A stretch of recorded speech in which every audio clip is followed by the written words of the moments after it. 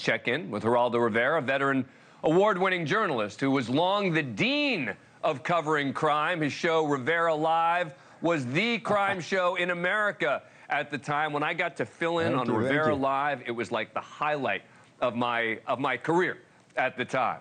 Ashleigh Banfield is with us, host of Banfield on NewsNation, who, of course, has become one of the leading crime reporters in addition to anchoring her show, and Jesse Weber.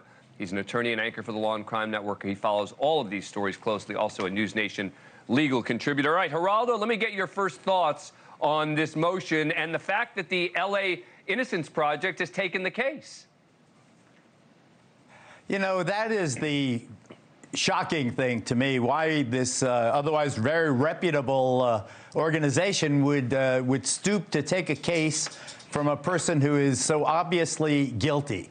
In the litany of you know, him saying he's golfing and he's really fishing and all the rest that you recited, Dan, one other thing is, remember, he was caught on the Mexican border with dyed hair and $15,000 in cash, heading for parts south. You know, a reverse commute, so to speak, in terms of the what's going on. So there is Scott Peterson, this skunk, this you know, a lion dog, trying to put it on a burglary across the street that was thoroughly investigated. I don't see how does he get witnesses, photos, videos, new DNA, all of which was available to Mark Geragos at the time. Now he's trying to relitigate a case that was a slam dunk. There's a good reason he was condemned to die. This heartless person kills his pregnant wife. President Bush passing a law declaring that a fetus is a person, and at least insofar as a murder trial is concerned. So there he goes. He's sentenced to die, San Quentin prison, living a cushy life, pumping iron, playing basketball, and now he has these great attorneys in his corner trying to raise hell. Ashleigh, let me read you from the court filing, all right? Because one of the things they say is that new evidence, right? The key is the new evidence shows Laci was abducted but not killed on December 24th, 2002. On December 28th, 2002, they say eyewitness Tom Harshman, this is number 5, reported to police that he'd just seen a pregnant woman fitting Laci Peterson's description being pushed into a van earlier that day, just north of La Loma Park. 2 witnesses reported that a man referred to hearing his DM had confessed to them that he took part in Laci's abduction, which happened because she caught DM and others burglarizing the Medina's home, and they had to shut her up.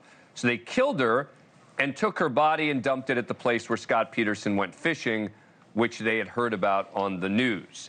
That is sort of the heart of the defense's theory here, Ashleigh.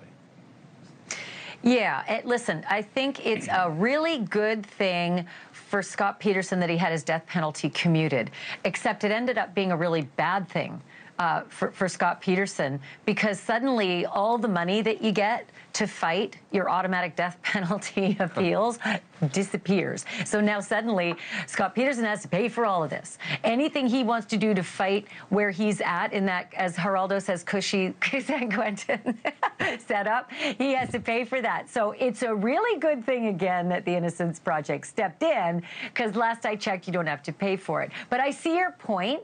I see your point. There is a lot of evidence that Geraldo pointed out that it looks like a slam dunk, you know, obviously for Scott Peterson. But if you look at all the things that were omitted, it does start to look like there's a scintilla, just a scintilla of reasonable doubt. And as you all know, that is what you need in a case, is a little hint of reasonable doubt. And we all know, OJ, you don't even need to be too reasonable. Except that now the trial was 18 years ago, right? I mean, you can't start relitigating the whole trial. Let me actually play you. I had one of the original detectives on the case on my show last night, John Bueller. And he addressed this specific question about the burglary. Let's listen. The burglars were cleared, of course, from involvement with Laci. We could never find any clear connection between them and Laci. Property from not only that burglary was all recovered, along with property from unrelated burglaries. And in addition to that, we had a large reward in effect during this case, which grew to $500,000. And to think that anybody who was involved in the disappearance of Laci wouldn't roll on one of their cohorts to collect that money is kind of a fantasy for me. I welcome them to DNA test more evidence. Feel free to do it. I have no doubt we got the right guy. Jesse Weber, I mean, the new evidence just seems to be additional people who have come forward in some way, shape, or form. The Innocence Project saying in one of the points in the filing, oh, we're having a lot of trouble getting people to talk to us. Well, that's not enough 18 years later. Couple things. Before we even get into that, you buried the lead. Not only an all-star panel, great hair panel. I was looking at this, I was getting distracted for a second.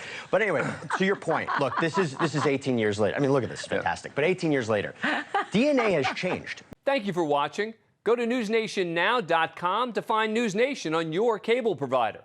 And don't forget to click the red subscribe button below to get more of News Nation's fact-driven, unbiased coverage.